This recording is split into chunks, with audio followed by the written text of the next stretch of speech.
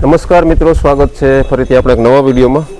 મિત્રો, આપણે આવી ગયા હતા કચ્છમાં કોટેશ્વર મહાદેવના મંદિરે દર્શન કરવા, અને આપણે આગલા વિડીયોમાં પણ તમને દેખાડ્યું કોટેશ્વર મહાદેવના સરસ મજાના દર્શન કરાવ્યા. અને આપણે કોટેશ્વર મહાદેવના મંદિરે પહોંચ્યા તો આપણને ખબર પડી કે અહીંયા સરસ મજાના મિત્રો જો પૂજ્ય શ્રી મોરારી બાપુનો બંગલો પણ આવેલો છે, કૈલાસ કુટીર લખેલું છે. તો આપણે આ વિડીયોમાં આજે તમને તે પણ દેખાડશું. અને આપણી પાછળ છે મિત્રો જો સરસ મજાનું ભવ્ય કોટેશ્વર મહાદેવનું મંદિર જોઈ શકો છો. તો આપણે તમને કોટેશ્વર મહાદેવના મંદિર પણ દેખાડી દઈએ. અત્યારે જોઈ શકો છો મિત્રો, જો આ મુખ્ય પ્રવેશ દ્વાર છે કોટેશ્વર મહાદેવના મંદિરને પ્રવેશ કરવાનો. અને મંદિરની જમણી જ બાજુ મિત્રો જો આ રસ્તો જાય છે અત્યારે. જો મિત્રો, મંદિરની આ બાજુ જે રસ્તો જાય છે તે પૂજ્ય શ્રી મોરારી બાપુનો જે બંગલો છે ત્યાંથી પણ તમને દેખાશે, તો તે પણ આપણે તમને દેખાડશું. તો મિત્રો, વિડીયોમાં જોડાયેલા રહેજો. જો મંદિરના જમણી બાજુથી મિત્રો જો એક રસ્તો જઈ રહ્યો છે, તો સામે જ મિત્રો તમે જોઈ શકો છો જો પૂજ્ય શ્રી મોરારી બાપુનો બંગલો મિત્રો જો સામે દેખાઈ રહ્યો છે. તો આપણે ત્યાં નજીક જઈશું અને તમને પણ દેખાડશું મિત્રો કેવો એનો બંગલો છે. તો વિડીયોમાં મિત્રો જોડાયેલા રહેજો, કારણ કે આપણે કોટેશ્વર મહાદેવના મંદિરની બાજુથી આપણે તે તરફ જઈ રહ્યા છીએ. તો મિત્રો, વિડીયોમાં જોડાયેલા રહેજો. આપણે વિડીયો કટ નહીં કરીએ અને ધીમે ધીમે આગળ જઈ રહ્યા છીએ. જો મિત્રો, પાછળ જે આ દેખાય છે મિત્રો તો તે પૂજ્ય શ્રી મોરારી બાપુનો બંગલો છે, જોઈ શકો છો મિત્રો. અને આ અરબ સાગરનો દરિયો છે મિત્રો, જોઈ શકો છો. જો મિત્રો, સામે પાછળ તમે જે જોઈ રહ્યા છો ને તે મોરારી બાપુનો બંગલો છે. તો અહીંથી તો આપણને દેખાય, આપણે આગળ જશું ને ત્યાંથી આપણે કૈલાસ કુટીર એવું લખેલું છે, તો આપણે ત્યાં જશું ને તમને પણ દેખાડશું કેવો એનો બંગલો છે. તો વિડીયોમાં મિત્રો જોડાયેલા રહેજો. ત્યાં પાછળ છે જો કોટેશ્વર મહાદેવનું મંદિર. જો આપણે આગળ જશું. જો સામે મિત્રો જો સરસ મજાનો મિત્રો જો બંગલો દેખાઈ રહ્યો છે, તો આપણે તેમનો રસ્તો જોશું ને કઈ બાજુથી જવાય છે તે આપણે તમને દેખાડશું. જો આપણે અહીંયા પહોંચી ગયા છીએ મિત્રો, જો એકદમ પૂજ્ય શ્રી મોરારી બાપુનો બંગલો છે તેમના નજીક, જોઈ શકો છો મિત્રો.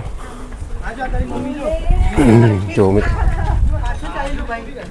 જો ઉપર લખેલું છે મિત્રો જો રામ અને કૈલાસ. જો તમને વિડીયોમાં ઝૂમ કરીને પણ દેખાડી દો મિત્રો, જોઈ શકો છો. તો હવે કઈ બાજુ તેનો રસ્તો છે એન્ટ્રી કરવાનો તે આપણે જોશું ને તમને પણ નજીકથી દેખાડશું. જો આ બાજુથી જે લગભગ રસ્તો છે આ છે કોટેશ્વર મહાદેવનું પાર્કિંગ એરિયા. તો મિત્રો, વિડીયોમાં જોડાયેલા રહેજો.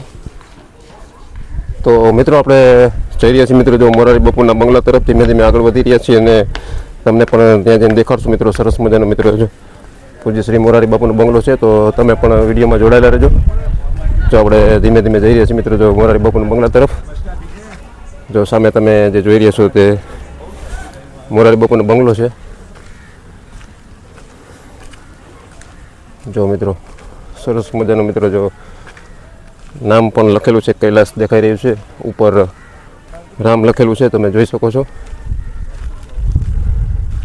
આ બાજુથી પેલા મિત્રો તમને દેખાડું, પછી આપણે ત્યાં અંદર પણ જઈશું કે જવા દેશે કે નથી જવા દેતા. જો મિત્રો, જ્યારે પણ મિત્રો જો કોટેશ્વરમાં પૂજ્ય શ્રી મોરારી બાપુની રામકથા બેઠી હતી ત્યારે પણ મિત્રો મોરારી બાપુ અહીંયા રોકાણા હતા, જોઈ શકો છો મિત્રો.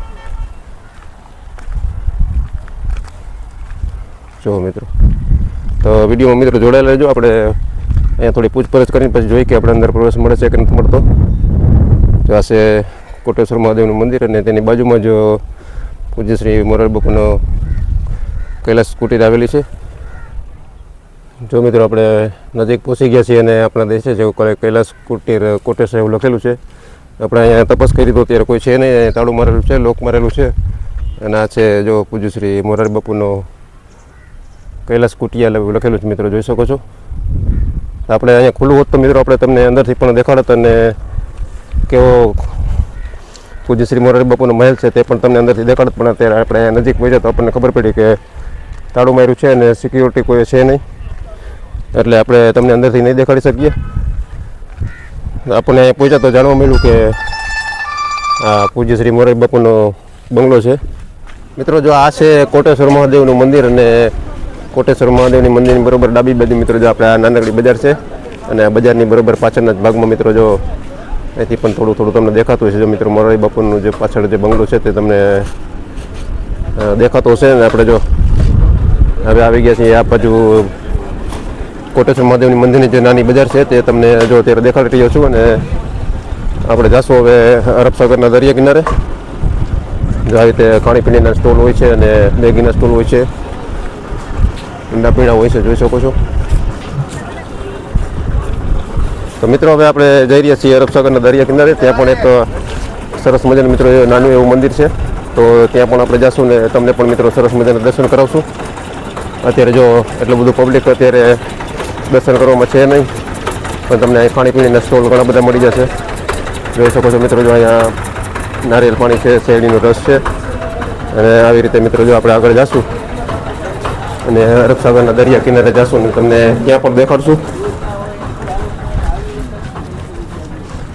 અત્યારે પાણીની ઓટ અત્યારે મિત્રો જો પાછળ વહી ગઈ છે, એટલે પાણી આપણને દરિયામાં નહીં દેખાય, પણ જે બોટો અંદર દરિયામાં પડી છે તે એકદમ કાંઠે પડી છે, તે પણ આપણે દેખાડશું. ને આપણે ગુજરાતનો એવો છેલ્લો છેડો જે કોટેશ્વર મહાદેવનું મંદિર છે, અહીંથી અરબ સમુદ્રનો ખૂણો ચાલુ થતો હોય છે તે. અને આ છે મિત્રો જો કોટેશ્વર મહાદેવનું મંદિર. તો આપણે સામે પણ જઈશું ને તે પણ મંદિરના દર્શન કરશું.